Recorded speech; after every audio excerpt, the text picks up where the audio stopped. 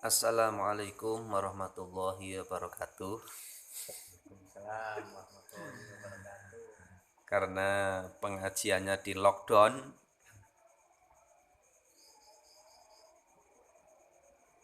yo monggo kita ngaji dengan lockdown juga. Ngaji ini di rumah, yaitu tentang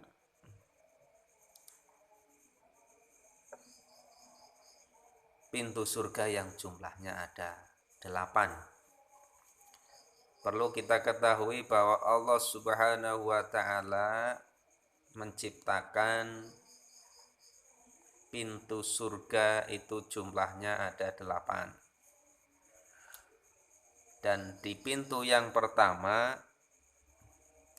tertulis La ilaha illallah Muhammadur Rasulullah. Pintu tersebut untuk siapa?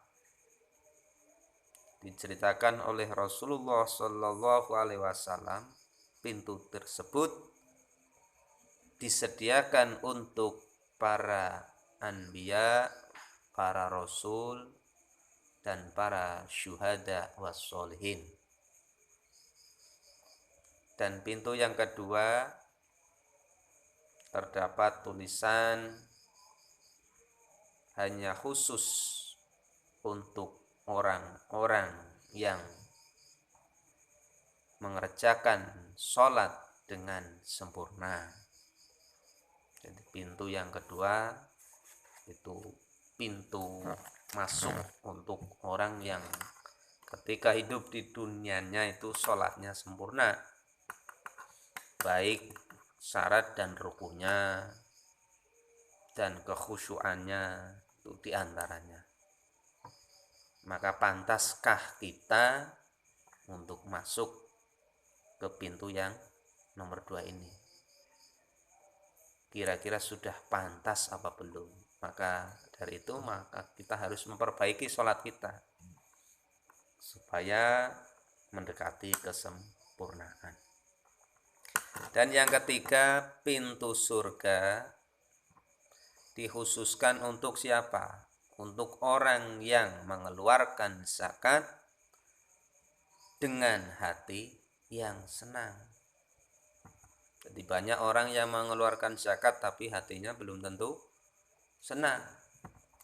Ada kalanya rasa masih ingin memiliki, tidak ingin mengeluarkan zakatnya. Di pintu surga yang ketiga itu dikhususkan untuk orang yang mengeluarkan zakatnya, tapi dengan syarat ketika mengeluarkan zakatnya hatinya harus senang. Enggak boleh merasa terpaksa ketika mengeluarkan zakat, baik zakat fitrah ataupun zakat mal dan zakat yang lain-lainnya. Apalagi kalau zakat fitrah itu harus dipilih beras yang paling baik, yang paling bagus, yang biasa kita makan setiap harinya. Enggak boleh zakat fitrah dengan beras yang sudah mengeluarkan platunge atau singgate. Enggak boleh. Terus pintu surga yang nomor 4 itu disediakan untuk siapa? Untuk orang yang amar ma'ruf nahi mungkar.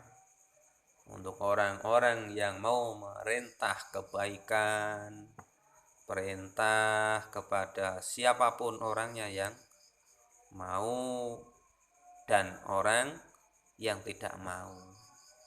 Tetap kewajiban kita amar ma'ruf dan kita wajib nahi mungkar.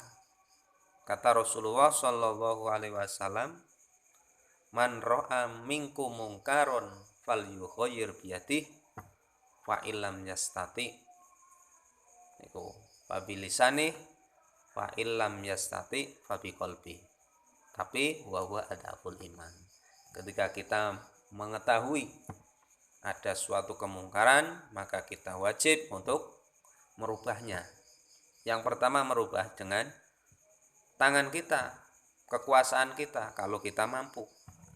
Kalau tidak mampu, maka dengan babilisan nih, maka dengan tangan, dengan lesan, ucapan atau omongan. Dan yang terakhir, ketika kita tidak mampu dengan kekuasaan kita atau tangan kita, kita tidak mampu dengan ucapan kita, maka yang terakhir adalah dengan hati kita. Kita merasa benci terhadap suatu kemungkaran.